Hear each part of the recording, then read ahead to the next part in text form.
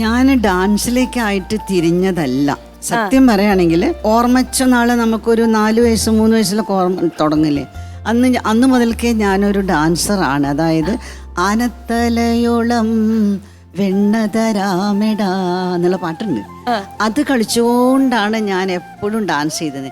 പിന്നെ എനിക്ക് എന്നും ഡാൻസ് ചെയ്യണം, എന്നും ഡ്രസ് ചെയ്യണം, എന്നും സ്റ്റേജിൽ കയറണം, എല്ലാവരും മുമ്പിലും ഡാൻസ് ചെയ്യണം. ഇതായിരുന്നു ഡാൻസ് ചെയ്യാൻ പറഞ്ഞപ്പോ ഓടി വന്നു ചെയ്തു പറഞ്ഞില്ലേ. അതെ അതെ, അതന്നെയാണ് എന്റെ കുട്ടിക്കാലം. അപ്പൊ മോനിഷയുടെ കൂടെ ഇങ്ങനെ ഷൂട്ടിംഗ് സെറ്റിലൊക്കെ പോകുമ്പോ ഈ ഒരു സംഭവം മിസ്സായിട്ടുണ്ടായിരുന്നു അല്ലെ? ഒരു സ്റ്റേജ് പെർഫോമൻസും കാര്യങ്ങളും ചേച്ചിയുടേതായിട്ടുള്ള ഒരു സമയം.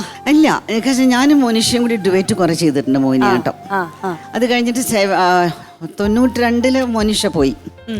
അപ്പൊ പിന്നെ എന്ത് എന്നുള്ള ഒരു വല്ലാത്ത ശൂന്യത.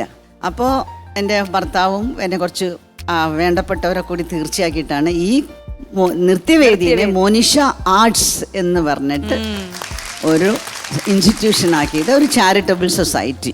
അവിടുന്ന് മുതൽക്ക് ഈ 31 വർഷം മോനിഷയ്ക്ക് വേണ്ടി ഞാൻ ഡാൻസ് ചെയ്തു, മോനിഷയ്ക്ക് വേണ്ടി ഞാൻ ജീവിച്ചു.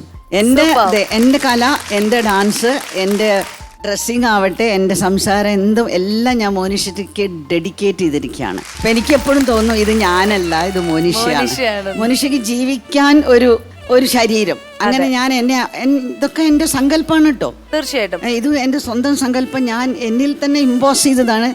എന്തിന്?